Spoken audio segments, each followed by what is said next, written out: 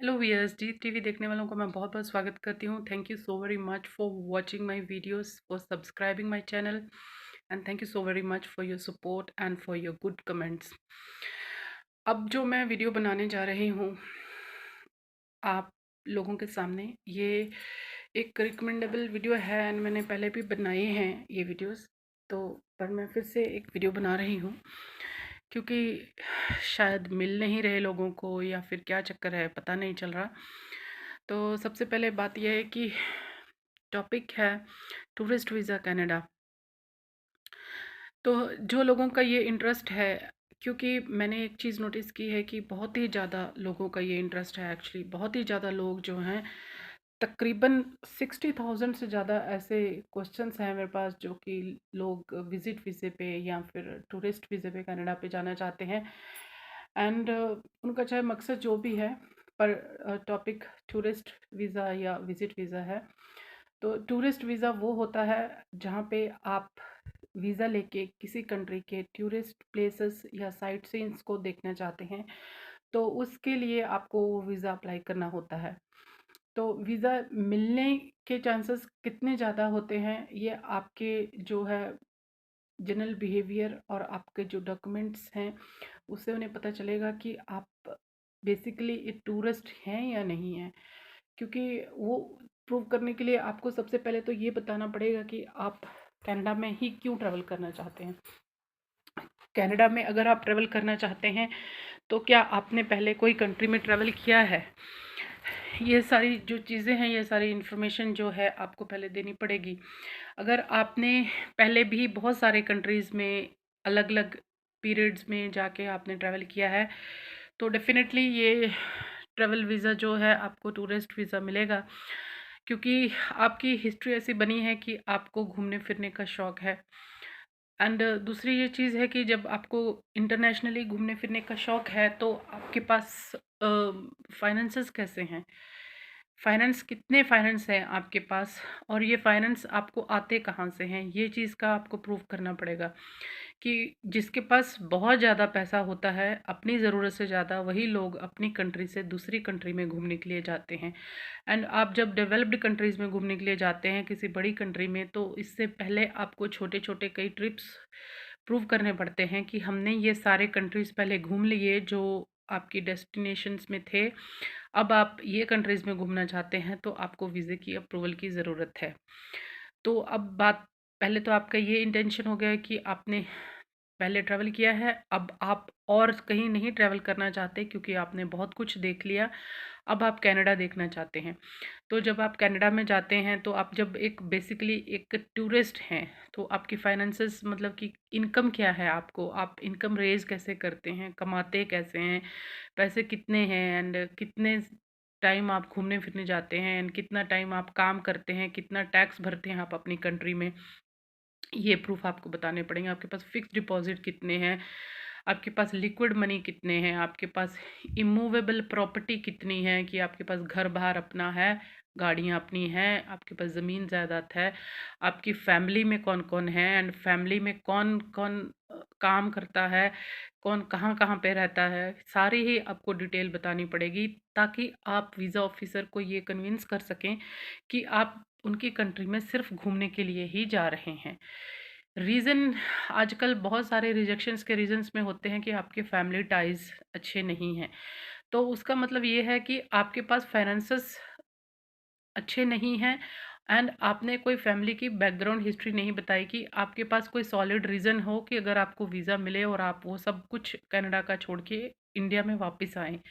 तो आदमी सबसे ज़्यादा प्यार पैसे को करता है, ज़मीन जायदाद को करता है, क्योंकि पैसा कमाने के लिए ही लोग बाहर जाते हैं। जब आपके पास हद से ज़्यादा पैसा है या आपके पास अच्छी जॉब है, आपकी अच्छी फैमिली है, तो आप अपनी फैमिली को छोड़ के ज़्यादा दिन नहीं रह सकेंगे। दैट इज़ एक एक फंडा है, ये नॉर्मल थिंकिंग है कि जैसे ही आप अपनी फैमिली से दूर जाते हैं तो बस उतने ही दिन रह सकते हैं जितने दिन आप लेज़र कर सकें, घूम फिर सकें, पर परमानेंट आप नहीं रह सकते।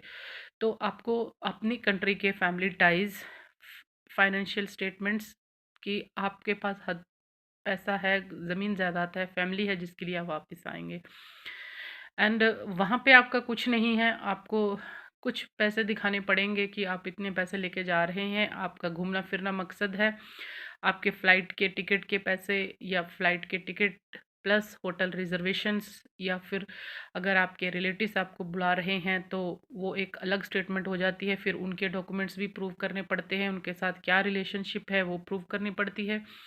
अगर आप अपना खर्चा खुद उठा रहे हैं तो आपको आपके ही डॉक्यूमेंट्स एंड आपके फैमिली टाइज बताने पड़ेंगे, एंड आपको ये प्रूव करना होता है कि आप इतने दिनों का एक प्लान्ड आइटनरी बनानी पड़ती है कि हमारा इतने दिन का ट्रिप है, इस दिन हम यहाँ जा रहे हैं, इस दिन यहाँ, इस दिन यहाँ, इस दिन यहाँ, इस दिन यहाँ, मतलब अगर 20 डेज़ का ट्रिप है तो आपके 20 डेज़ वेस्ट नहीं करेंगे आप। 20 डेज़ आप कहाँ घूमेंगे फिरेंगे, क्या क्या प्लान है, क्या क्या रास्ते हैं, कौन से होटल में आपने रहना है, कितना दूर है एयरपोर्ट से, एंड ये सारा कुछ ही एक होता है आपका विजिट प्लान। जो लोग प्लान करते हैं विजिट, ये सारी चीज़ें ध्यान में रखते हैं। तो ये सारी चीज़ें आपको रखनी है, आपका मकसद ज़ाहिर करेंगी। जब आप जानते होंगे किसी कंट्री के बारे में कि आपके किसी रिश्तेदार ने आपसे कह दिया कि आप आ जाओ हम संभाल लेंगे, ये तो आप वीज़ा ऑफिसर को नहीं बता सकते। आपको पूरी जियोग्राफिकल, पूरी उनकी साइट सीइंग की स्टोरी कि क्या-क्या देखना है, किस-किस जगह से कितना-कितना डिस्टेंस है, कितनी फ़्लाइट और लगेगी, एक प्रोविंस से दूसरे प्रोविंस में जाने के लिए कितना और टाइम लगेगा, कितना पैसा खर्च होगा, ये सारा आपको प्लान करना पड़ेगा। तो ये सब आपके डॉक्यूमेंट से ही निकलता है और दिखाई देता है कि आप कितने प्लान्ड हैं एंड कितने आप वापस आने के पॉसिबिलिटीज़ आपकी नज़र आती हैं। मैंने देखे हैं कुछ डॉक्यूमेंट्स लोगों ने मुझे भेजे थे कि एक ही साल में इनकम टैक्स के 3 साल के पेपर बना देते हैं, क्योंकि 3 साल के पेपर्स, 3 साल की आईटी ज़रूरी है दिखाने की आपने पिछले 3 साल में क्या कमाया। तो जब एक ही दिन के आप डॉक्यूमेंट्स बना के बता देंगे तो आपने क्या क्या गेन किया उसमें। सबसे पहला रीज़न रिजेक्शन का, फाइनेंशियल रीज़न कि क्या-क्या देखते हैं वीज़ा ऑफिसर्स। तो आपकी जो 3 साल की बैंक स्टेटमेंट जब एक ही दिन में असेस होती है, एंड पहले साल में आपने निल दिखा दिया, दूसरे साल में निल दिखा दिया, तीसरे साल में आपने 2000 4000 टैक्स भर दिया, तो आपने पिछले 2 साल को भी वेस्ट कर दिया कि एक ही साथ साल में आपको पिछले 2 साल की और भरने की क्या ज़रूरत पड़ गई। तो आपको अगर प्लान करना है तो आपका फर्स्ट ईयर में अगर 5 लाख इनकम है, अगर आपका है, दूसरे साल में 7 लाख है, तीसरे साल में 8 लाख है, 9 लाख है, 10 लाख है, आपका ग्रोथ हो रहा है इनकम में, या फिर आपके पास बहुत ज़्यादा पुराना पुश्तों का पैसा है, ज़मीन ज़ायदाद है या बिज़नेस है आपका, तो वो प्रूफ तो आपको बताने पड़ेंगे कि आपके पास इतनी इनकम है एंड आपके पास इतना बिज़नेस है कि आप घूम फिर के वापस आके फिर ये सँभालेंगे, आप लेज़र के लिए जा रहे हैं। तो ये सब प्लान आप लोगों का बिल्कुल नहीं होता। दूसरा रीज़न क्या होता है कि आप लोग जो हैं किसी किसी के बैंक में, तो मैंने स्टूडेंट्स के अकाउंट में देखा 4 करोड़ तक दिखाया, जहाँ पे 17,000 से लेके $20,000 फ़ीस है 1 साल की, उनको 4 करोड़ दिखा दिया कि इतना सारा पैसा दिखाने की क्या ज़रूरत है, वो भी फेक मनी दिखा दिया किसी ने, एंड प्रॉपर्टियाँ बहुत ज़्यादा दिखा दी। 4 करोड़ की प्रॉपर्टी हो सकती है, एग्रीकल्चर लैंड हो सकती है, ये नॉर्मल बात है, पर फाइनेंस कैसे 4 करोड़ आपने बैंक में दिखा दिए? कहाँ से आ गए 4 करोड़ एक ही दिन में, एक ही महीने में? एंड कई लोगों ने तो फिर ये भी है कि बैंक स्टेटमेंट कैसे रीड करते हैं कि आप जब जनरली बैंक डॉक्यूमेंट्स मेंटेन करते हैं तो 1 हफ्ते में 2 बार डिपॉज़िट करते हैं या 3 बार डिपॉज़िट करते हैं, या करंट अकाउंट है तो एवरीडे डिपॉज़िट करते हैं, या फिर महीने में 1 ही बार डिपॉज़िट करके फिर आपके विथड्रॉवल्स होते हैं, जनरली ये होता है। तो उसमें क्या होता है कि 10 साल पुराना अकाउंट है, पिछले साढ़े 9 साल में कोई ट्रांज़ैक्शन नहीं है, मिनिमम बैलेंस भी नहीं था अकाउंट में, अचानक 1 महीने में ही लाखों रुपए आ जाते हैं उस अकाउंट में, एंड फिर वो समझ में नहीं आता कि वो आए कहाँ से। तो जब वो फंड अगर आप बता रहे हैं कि इतने पैसे हमारे पास आए हैं, तो वो सोर्स ऑफ फंड भी बताने हैं। सोर्स क्या होता है? इनकम, टैक्स आपने पे किया, पिछले 3 साल के जो टैक्स पेपर्स बताते हैं, वो आपके पिछले 3 साल की इनकम, आपके 3 साल के पैसे बताते हैं कि पिछले 3 सालों में आपने इतनी इनकम की, इतनी आपके एसेट्स थे, इतनी आपकी सेविंग थी, इतना आपका ये था, इतना आपका ये था। तो ये जब सडनली 10-15 दिन में रेज़ होता है, तो उसका आप क्या सोर्स दिखाते हैं? क्या कहाँ से आया वो पैसा? क्या आप उसका टैक्स पे करते हैं? या फिर वो ब्लैक मनी है या कहाँ से आया? तो ये सारी चीज़ें जो हैं वो कंसिडर करते हैं वो लोग, आपके स्टेटमेंट्स के ऊपर ध्यान रखते हैं इस चीज़ का कि अ, कब कैसे मेंटेन किया है आपने बैंक अकाउंट या सारा कुछ। ये सारी बातें जो हैं उनकी नज़र में होती हैं। दूसरा, अगर आपका कोई ट्रैवल हिस्ट्री नहीं है, आप अपने घर से बाहर बस में भी नहीं चढ़े, कभी दिल्ली तक भी नहीं गए एंड आप कनाडा जाना चाहते हैं सीधा टूरिस्ट वीज़े पे, तो आपको वीज़ा नहीं मिलेगा। कि आपने कभी कुछ किया ही नहीं, अपनी कंट्री में ही आप नहीं घूमे, आप दूसरी कंट्री में घूमना चाहते हैं, तो क्या रीज़न है?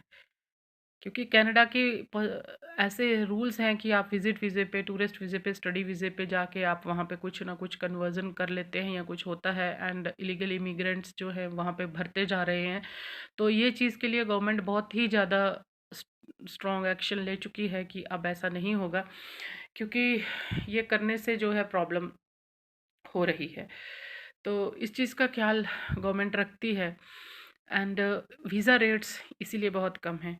तो जिन लोगों ने ये सोचा है कि हम टूरिस्ट वीज़ा लेंगे एंड चले जाएंगे, तो उनके लिए ये एक वार्निंग जैसा है कि आप अपने डॉक्यूमेंट्स, अपनी आइटनरी प्लान करें, प्रॉपर प्लानिंग करें, क्योंकि आपके डॉक्यूमेंट से आपको प्रेजेंट करेंगे तो उन्हें बिल्कुल ये बात की फीलिंग होगी कि आपका क्या मकसद है वहाँ जाने का। बाकी आप 6 महीने के अप्लाई कर सकते हैं, मल्टीपल एंट्री भी आप टिक कर सकते हैं। फर्स्ट टाइम नहीं मिलता, मल्टीपल एंट्री वाला 10 इयर्स का वीज़ा नहीं मिलता, 6 मंथ्स का तो मिलता है। बट वीज़ा ऑफिसर एंड आपकी ट्रैवल हिस्ट्री को देख के, आपके डॉक्यूमेंट्स को देख के, आपके वीज़े की जो ईयर्स हैं, पीरियड है, वो डिसाइड करते हैं। तो इसमें और ज़्यादा मुझे नहीं लगता कि डेप्थ में जाने की ज़रूरत है। वीज़ा क्यों नहीं लगता, क्यों रिजेक्शन हो रहे हैं एंड कैसे आपका वीज़ा लगेगा, ये मैंने बता दिया बहुत ही डिटेल में आपको कि कैसे आप डॉक्यूमेंट्स अपने अरेंज करें। आप खुद ही ऑनलाइन जाकर ये एप्लीकेशन डाउनलोड कर सकते हैं। पर्सनल इंटरव्यू नहीं होता, वीएफएस में जाके आपको सबमिट करने होते हैं डॉक्यूमेंट्स। कुछ रेयर एक्सेप्शनल केसेस में ही इंटरव्यूज़ होते हैं, कोई डाउट आ गया बहुत बड़ा, अदरवाइज टूरिस्ट वीज़े पे एंड विजिट वीज़े पे इंटरव्यू नहीं होते। आपके वर्क परमिट पे एंड स्टडी वीज़े पे चांसेस होते हैं जब स्पाउस वीज़ा या फिर अदर काइंड का किसी टाइप का कोई प्रॉब्लम आ जाए तो, अदरवाइज़ कनाडा में पर्सनल इंटरव्यूज़ नहीं होते। तकरीबन 6,000 तक का आपका जो 5,900 या 600 कुछ इतना ही फ़ीस है, उससे ज़्यादा खर्चा भी नहीं होता। आप एप्लीकेशन डाउनलोड करके खुद ही फिल कर सकते हैं। बहुत ही नॉर्मल एप्लीकेशन है कनाडा का, बहुत ही सिंपल। उसमें कुछ भी नहीं पूछा गया, आपकी फैमिली डिटेल एंड आपकी ही डिटेल पूछी गई है। पर अगर आप मैरिड हैं तो मैरिज सर्टिफिकेट पूछा जाता है, मैरिज सर्टिफिकेट नहीं है तो मैरिज को बिल्कुल वैलिड ही नहीं मानते, चाहे उसका पासपोर्ट पे एंडोर्समेंट है या नहीं है नाम पे, उसको भी वो लोग ख्याल नहीं रखते ज़्यादा, क्योंकि मैरिज सर्टिफिकेट मस्ट है, दिखाना ज़रूरी है। Visit visa and tourist visa के टाइम भी वो लोग स्पेशल मांगते हैं कॉपी एंड दूसरा जो विज़िट वीज़ा है, विज़िट वीज़ा तो आपके स्पॉन्सरशिप पे ही मिलता है कि आपके कोई फ्रेंड्स, आपके रिलेटिव्स, आपके ब्लड रिलेटिव्स, फ्रेंड्स के नाम पे भी आजकल वीज़ा नहीं मिलता। आपके ब्लड रिलेटिव्स, आपके सिबलिंग्स, आपके पेरेंट्स, आपके ग्रैंड पेरेंट्स, या आप खुद हैं या अपने पेरेंट्स या ग्रैंड पेरेंट्स को बुलाना चाहते हैं, अपने सिबलिंग्स को बुलाना चाहते हैं, तो उन्हीं को ही विज़िट वीज़ा मिलता है एंड उन्हीं केसेस में आपको वो 10 इयर्स का मल्टीपल एंट्री वीज़ा मिलता है कनाडा के लिए, क्योंकि वो विज़िट जो है कि अगर आप अपनी कंट्री में काम करते हैं या आपके प्रॉपर्टीज़ है या बिज़नेस है, तो आपका बार बार आने जाने का जो है मकसद बनता है एंड आपको वीज़ा लेने के लिए टाइम वेस्ट ना करना पड़े। आप सीधा वीज़ा लें और एक ही बार में लेके आप बार बार आ जा सकते हैं जब भी आपका सहूलियत हो उस हिसाब से। तो इसमें भी बहुत सारे लोग ट्राई करते हैं कि हम चले जाएँगे, ये करेंगे, वो करेंगे। आप जो करना है कर लें, डॉक्यूमेंट्स मैंने आपको बता दिए। आपके सारे ही बैंक के स्टेटमेंट्स पिछले 6 महीने के कम से कम देखते हैं, पर इनकम टैक्स के पेपर पिछले 3 साल के देखते हैं, तो बैंक को आप 3 साल तक मेंटेन कीजिए। क्योंकि पिछले 6 महीने के तो आप स्ट्रॉन्ग बता सकते हैं कि पिछले 6 महीने से स्ट्रॉन्ग थे, पर अगर आपके इनकम टैक्स के पेपर बहुत वीक हैं, तो आपके बैंक स्टेटमेंट स्ट्रॉन्ग होने का भी कोई फ़ायदा नहीं है। क्योंकि आपकी इनकम वो प्रूव होगी जो आप गवर्नमेंट को टैक्स पे करते हैं एंड जितना गवर्नमेंट को आप प्रूव करते हैं वो आपकी इनकम होगी। दूसरी जो चीज़ है कि आपकी आइटनरी प्लान होनी चाहिए। अगर आप विज़िट पे जा रहे हैं तो उसमें आपको कुछ भी नहीं बताना पड़ता, पर अगर आप ट्रैवल पे जा रहे हैं, टूरिस्ट पे, आपके travel plans, travel date, fix dates, hotel reservations, अगर आपको कनाडा में घूमना है तो अलग-अलग जगह के टिकट्स वगैरह सब कुछ आपको प्लान करके बताना पड़ता है कि आप जा क्यों रहे हैं, मकसद क्या है आपका, वहाँ पे देखेंगे क्या-क्या आप। तो मुझे लगता है कि ये सब काफ़ी है, और आगे फिर कभी बनाएँगे। फिर अगर आपको कोई प्रॉब्लम है तो मैं ज़रूर आपकी हेल्प करूँगी। Thank you so very much for watching. Have a good day.